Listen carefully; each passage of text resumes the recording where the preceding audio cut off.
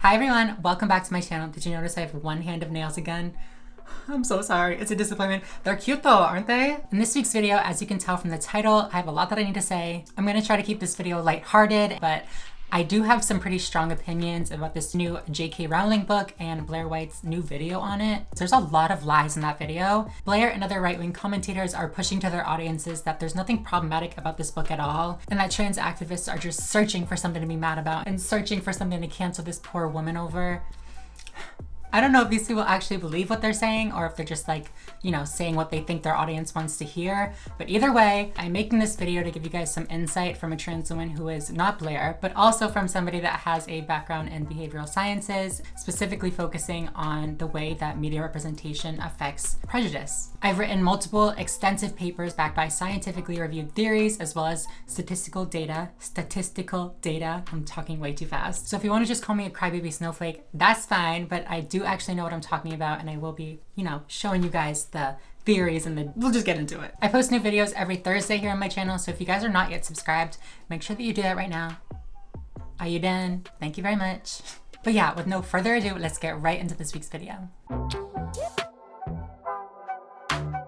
I want to start out by saying that this video is in no way my attempt to cancel J.K. Rowling or to call for her death, as Blaire dramatically put it. While I do believe that her book is extremely problematic, and before you even comment like, did you even read it? Yes, bitch.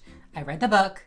At least I read the first 10 chapters that were free. I was not about to pay this woman for her book. And honestly, the first 10 chapters are all you need to read to like determine that one, Blaire's a liar, and two, J.K. Rowling is a little like, That being said, cancel culture is very real, it's vicious, and it is not something that I support. The point of highlighting the potential consequences of her cross-dressing serial killer character is so that you, if you choose to read the book, are aware of the ideas that you might unintentionally be absorbing. Blaire and other well-known right-wing commentators such as Piers Morgan argued that the book never mentions a transgender identity. Rather, it only briefly mentions that a random suspect of the murder that they're investigating, named Dennis Creed, happened to wear a woman's wig and a coat at the time that he killed his victims. Blaire specifically demanded that there was only one line out of the over 900-page book that even referenced Creed's wearing of women's clothing, and even then it was only considered a disguise. So to associate that with being transgender or of a cross-dresser identity would be ridiculous. At the very most, the concept of being a transvestite makes a very quick, brief, fleeting appearance in the book, and it's extremely unimportant. It comes in the form of one line in the book, one page in a 900-page book. Saying that it was just one line is just not true. That's just a blatant lie. The character is by no means briefly mentioned. In fact, we learn of him as early as the second chapter, where we learn that he's known for his absurdly gruesome killing of multiple women. We hear more about him in chapters 6 and 7, where he's made up to be this strikingly evil, cruel serial killer. We see words like evil, animal, and voyeuristic to make up our initial perception of this character. And then in chapter 8, we finally get to the line that Blaire and other commentators say was the only line that referenced his wearing of women's clothing. She had said he was dark and stocky because he was wearing a wig at the time and all padded out in a woman's coat. However, also in chapter 8, literally a few pages later, it says again he's suspected of wearing women's clothing to get access to one of his female victims, which, side note, is oddly similar to the concerns expressed by J.K. Rowling that allowing trans women into women's restrooms would give men access to their female victims. Do with that information what you will. The second quote that suggested that he was wearing women's clothing says, still more suggestive was the eyewitness account of a driver who saw two women in the street, one of whom seemed to be infirm or faint, the other supporting her. Talbot at once made the connection both with the drunk Vera Kenny, who had been seen getting into a van with what appeared to be another woman, and the testimony of Peggy Hiskett, who reported the man dressed as a woman at the lonely bus stop becoming aggressive before, fortunately she managed to attract the attention of a passing car.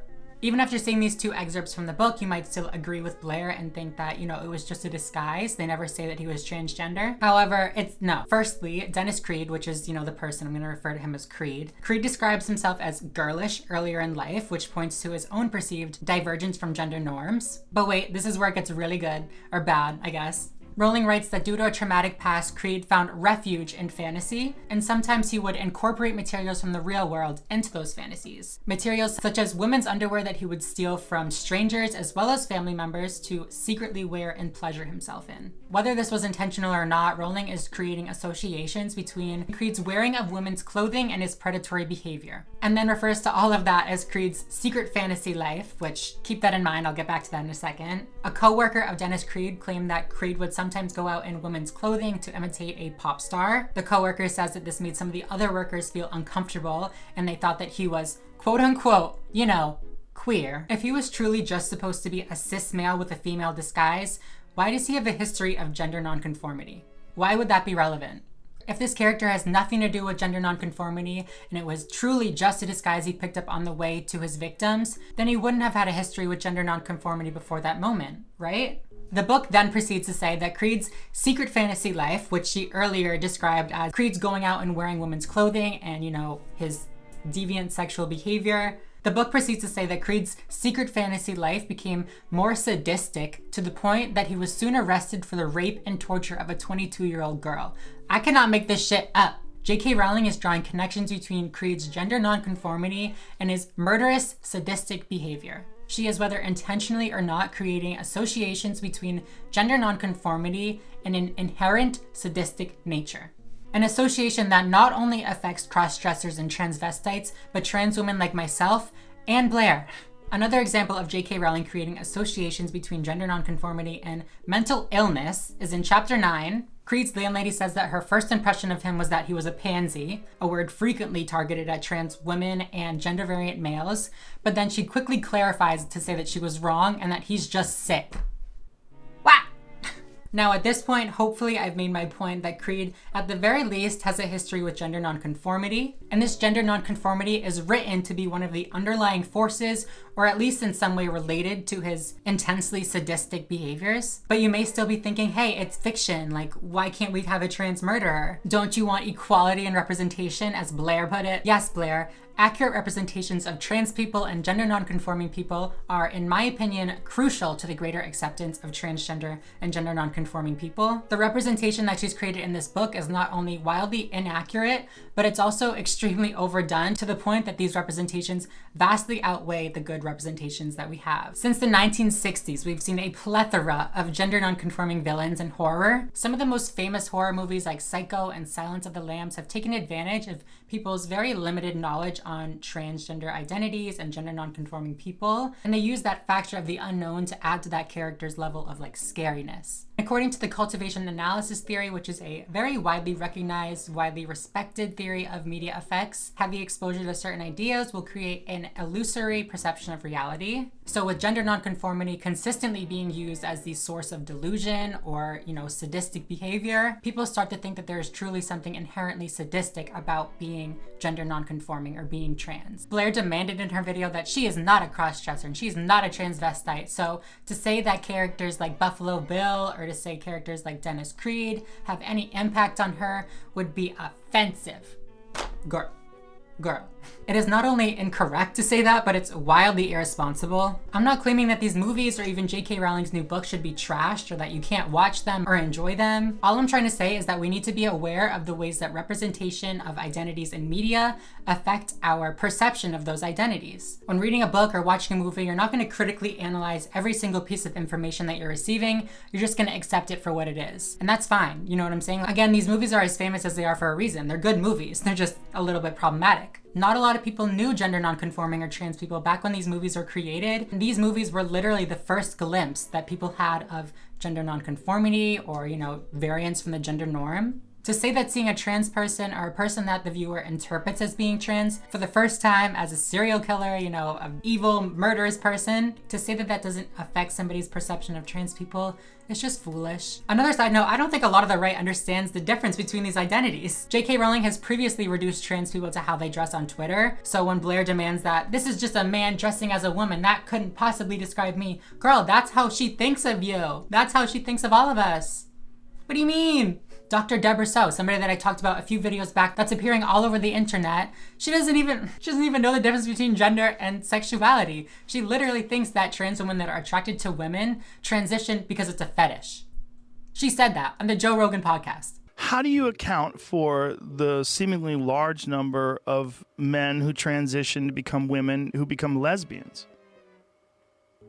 For some trans women, their desire to transition stems from sexual arousal and the idea that becoming a woman is actually sexually arousing. I cannot with these fucking people. Media influence affects everyone. You're constantly absorbing information, and that information has impacts, whether you like it or not. Everybody thinks that they're immune to media influence. That is literally a theory of media called the third person effect, that nobody thinks that they're influenced as much as everybody else. Girl, again, just to reiterate, because I know all the comments are gonna be like, well, stop trying to cancel her, it's just a book. I know it's just a book. You can read the book, I really don't care. I read 10 chapters of it, I really don't care. Watch these movies all you want, read these books all you want. I just want you guys to be aware of the potential implications that these characters may have on your actual perception of real life trans people. In conclusion, Blaire's statement that this book is not problematic at all is foolish. Not only that though, it's a foolish attempt to cater to the right that literally relies on the assumption that we can't read between the lines. Girl, you think your audience is dumb? You think they're not actually gonna read the book? Do you think that somebody like me is not gonna call you out on your bullshit? I think the main question surrounding J.K. Rowling's new book should be whether she wrote this character intentionally, maliciously, or just without concern or understanding of its potential implications. However, I think it's rather clear that Blaire is literally lying through her teeth to satisfy her right-wing audience, and unfortunately, again, it is at the expense of the trans community. She lies about the content of the book, maybe because she doesn't know how to explain it as not being problematic, but she's also making us seem like crybabies and delusional for wanting people to be aware of the potential implications that J.K. Rowling's new book may have. It's also so ironic that in this video she's calling out how toxic and how dangerous mob mentality can be while literally participating in mob mentality. I don't know, it's just really sad to me because she does have a very large, impressionable following and she could be using it to do some good, but I don't know, she just loves to throw her community under the bus. Anyways, you guys, that is gonna be it for this week's video. Please let me know what you guys think down below, especially if you agree with me. I feel like the naysayers might be more vocal on this video. So if you support me, please let me know that you support me so I know I'm not like the only one. If you like this video, please make sure to give it a big thumbs up down below. Subscribe if you are not already and you would like to be. And yeah, other than that, I think I'm gonna go. So thank you guys so much for watching and I will see you in next week's video. Bye guys.